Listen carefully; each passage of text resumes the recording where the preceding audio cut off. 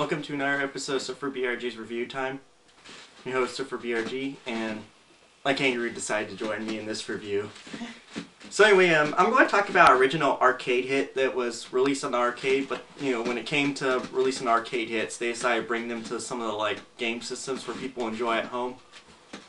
Alright, I'm going to review a really good arcade hit that I used to play when I was younger. It was called 1942. It's basically some shooting game where you're just using the plane shooting. It's kind of a little different than the arcade version, but there's some differences, but let's just give this game a try, right? Alright, so I'll pop this game in. So now, all I gotta say about this game is this is pretty awesome. They did a good job at bringing it to the NES. It's really good. It's really fun. All you're just doing is, it's basically just one of those arcade games where you're just saying gain high scores. Except I think this one has levels compared to the arcade one. I think the arcade one you could go as long as you want. Now I'm just going to explain there's a few differences. First of all, of course they have levels in this one, and I think the arcade one, I'm not too sure, but it's just high score.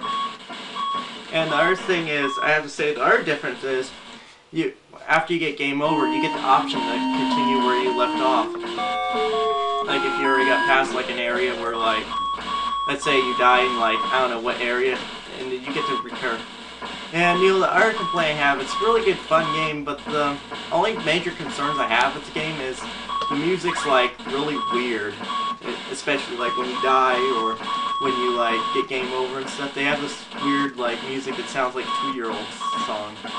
So it's really good, and my major concern is usually you gotta constantly hit the buttons like crazy. You gotta constantly hit the not much. I don't know what the dive move does. I did it a couple times, but I don't understand why you gotta dive. And the other one's just shooting and stuff. Basically, you can get sore. Usually, this is one of the games where you definitely need a turbo controller.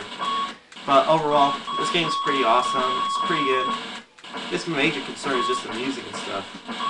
And I don't know what else to say except this game's pretty fun. It just has a few minor issues and problems. So why don't we pause the game right now and get to the rating. I guess my only major concern for the game is it's a pretty fun game. It's pretty awesome.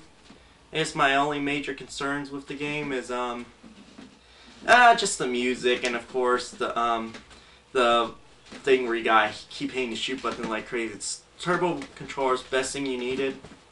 Overall, let's just give the game a 7.5 because of course the graphics too, I forgot to mention, are fair for NES. So, and consider the differences and stuff. Let's just give the game a 7.5, and that's pretty much all we have to say. And so see you guys later. And my kangaroo actually wants to play some Tekken. So see you guys later.